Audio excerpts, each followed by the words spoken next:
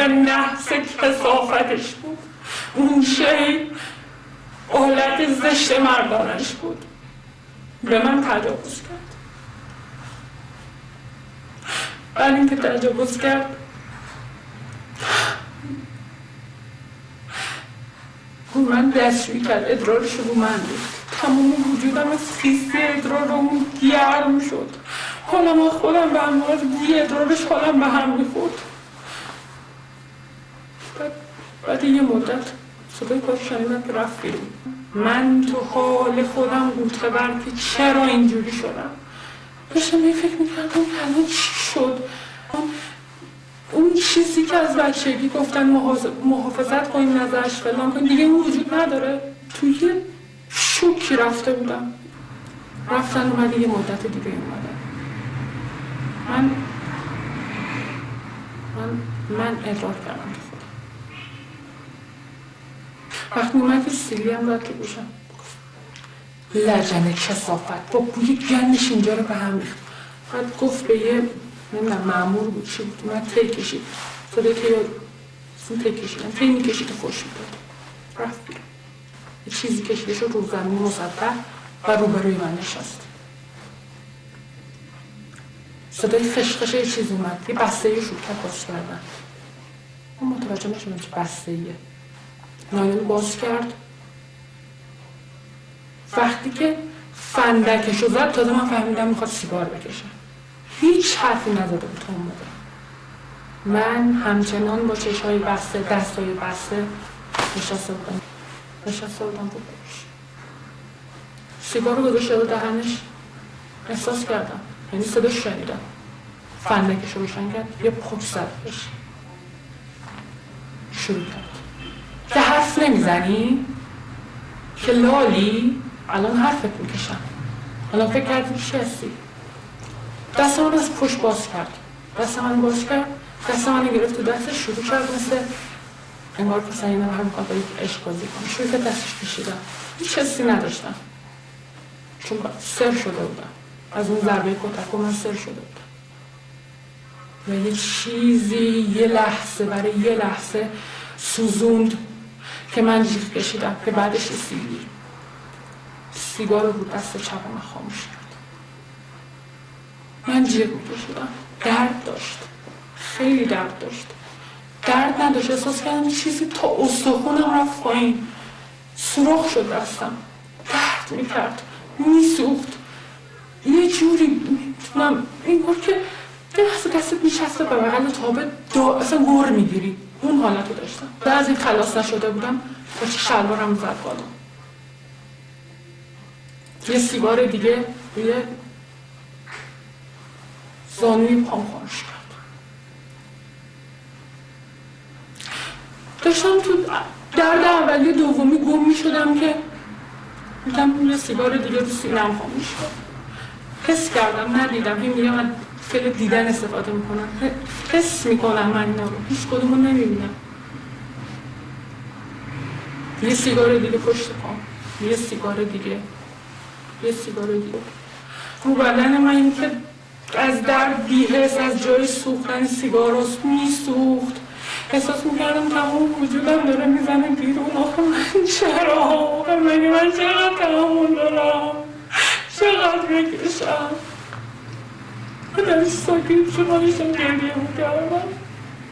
یه نفر دیگه اومد تو شارم بود. اومد جلوتر، صدا قدم پشت شنیدم. برگشت گفت این حرف زد اسمش شد که بودم. بشنیم اصلا نمیتونستم حلاجی کنم تو ذهنم که من یک ساعت پیش بهم تجاوز شده این اتفاق افتاد. برگشت گفت شنیدم که دختر نیستی، با دوست پسرت کردی؟ تو با چند تا پسر بودی؟ با چند تا پسر رابطه داشتی؟ تو دلم یه چیزی میگفت شما الان به من تجاوز کردین، شما دختریت من ازم گرفتین، بعد به میگی با چند تا پسر بودم، من قبلش دختر بودم. شما با من این کار رو کردین، وقت میگین با چند نفر بودم، با چند نفر خوابیدم. نمیتونستم تو ذهنم حلاجی کنم، نمیتونستم اینو درک کنم که اونا دارن به من میگن، منی که دختر بودم، منی که با اون عقاید فاسد این جامعه زندگی کردم، منی که تو تاکسی میشستم کسی بغلم احساس راحتی میکرد میزنم تو دهنش که صاف بشیم، مرتب بشیم. به من نصیب نشد. داشت میگفت با دوست پسرت حال میکنی؟ تو رو آوردن اینجا پرده نداشتی، تو از کدوم جنده خونه در اومدی بیرون؟ تو خود فروشی میکنی؟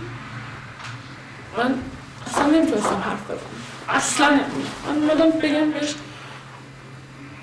دوستای تو بودن که به من تجاوز کردن، دوستای تو بودن، تو بودی که شماها بودین که به من تجاوز کردن. من قبلش دختر بودم. نفهمیدم چقدر مدت اونجا بودم، خوابم بود.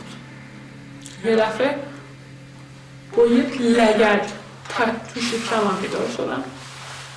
احساس کردم تمام این زیر من، تمام این قسمت شکم من پر خون شد، چون تو دهنم احساس مزه یس خون احساس کردم. فوش داد و کشید بیرون از سلول. نمیتونستم نفس بکشم.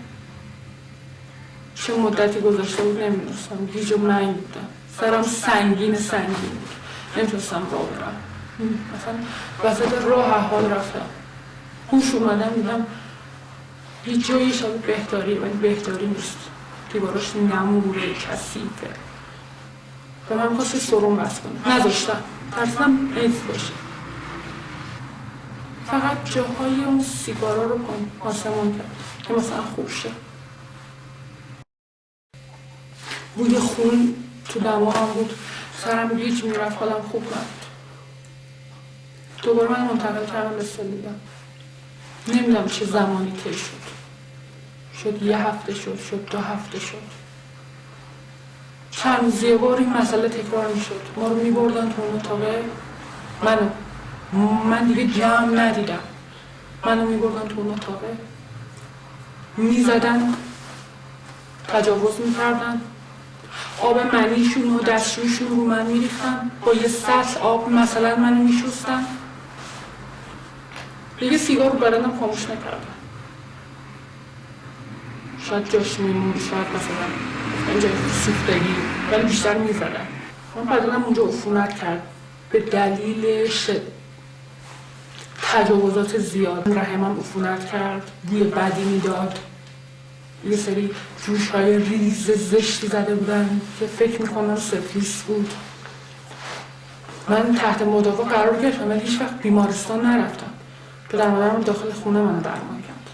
اون زجره و دردایی که اون روزا کشیدم و بعدش دوباره تحت شکنجه دردای وجودی خودم بودم، مثلا در رحم من به شدت آلوده بود، به شدت مریض بود. خودم روحاً همه چیم داغون بود.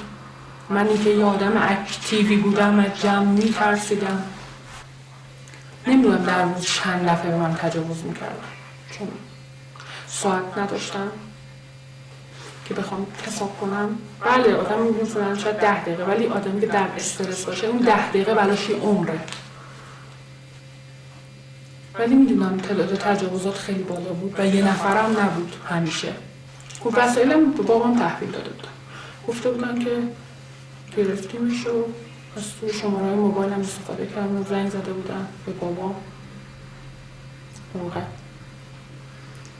گفته بودن که آره جزو تجمع کننده ها بوده، فلان بوده. یه پرونده‌ای که خودم با دست خودم نوشته بودم به بابام نشون دادم. بعد بابام رفت دنبال کارام، رفته بودم دنبال کارام و بلا تکلیفی مطلق نگرم می‌داشتن. انقدر بلا تکلیفی نگرم می‌داشتن که دیگه سوال نمی‌کردیم ازشون چقدر من اینجا. و تمام این مدت به خودم گفتم قوی باش، آروم باش، نهایتش مردنه، در یه لحظه تموم میشه همه اینا.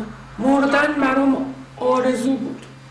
دوست داشتم بمیرم، دوست داشتم تموم شه این قضایا، دوست داشتم وقتی که میخوابم من تو خواب بمیرم، بذارن آرامش داشته باشم، بذارن بازو خودم ورزیه بکنم که دیگه هیچی نیستم. بذارن زندگی کنم.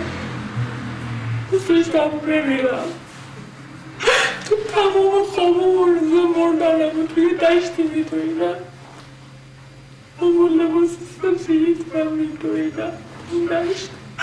تو اون دشت خیلی قشنگ بود، مثل خاطراتی بود که با خانواده رفته بودیم جایی یه خاطره خیلی قشنگ بود.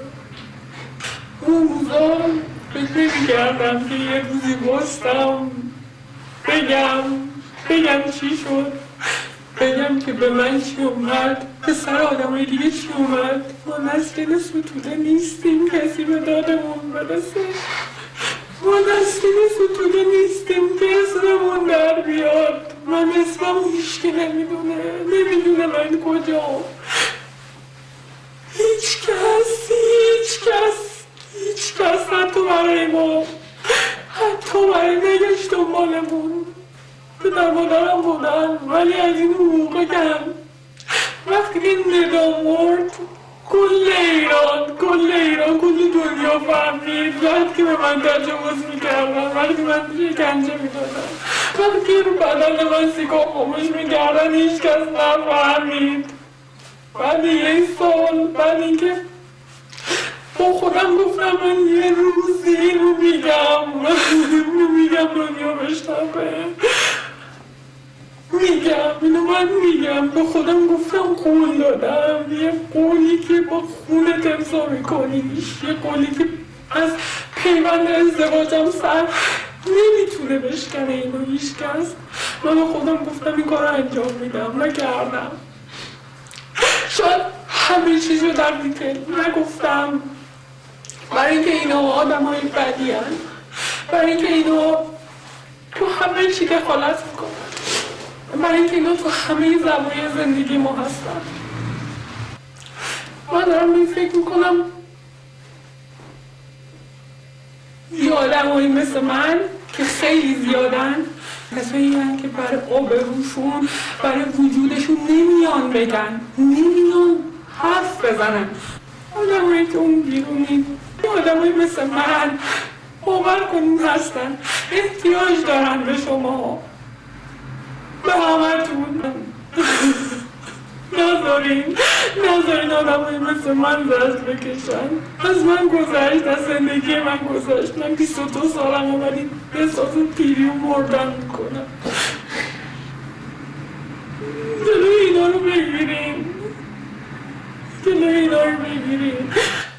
چجوری یه کاری کردین برای آدم های دیگه واسه ما هم انجام بدیم، واسه ماهایی که ترس آبرومون، ترس اینه که این فیلم دست خودشون میفته چه بلایی سر من میارن، ولی من اینجا دارم حرف میزنم واسه اینکه باید حرف بزنم. اونایی که اینو میشنوین، اونایی که مثل منین، باید حرف بزنین. اینا باید بفهمن، باید همه دنیا بفهمید ماهایی هم هستیم که اصلا دیده نمیشیم.